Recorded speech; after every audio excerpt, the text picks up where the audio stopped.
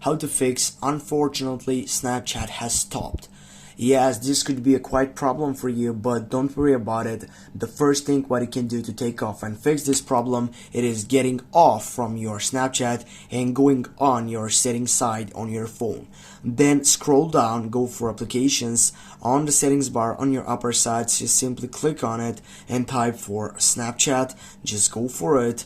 And from here, guys, you can find out all these selections, which is included the storage system. Just go storage, and right from here go clear data. Tap on that selection and go OK, and from now on you're gonna take off and simply get the simplify section, which is on Snapchat. After you go OK and take that clearing data on it, go on your Play Store. Then on your upper side on the search settings system, you need to type for Snapchat, and when you go for Snapchat, you need to make sure that you have the latest version of Snapchat. As you can see on my right paragraph system, which is with the green light system, it is for open. If there was an option called update, that would mean that I don't have the latest version of Snapchat, but as you can see I have open, which means that I have the latest version of Snapchat.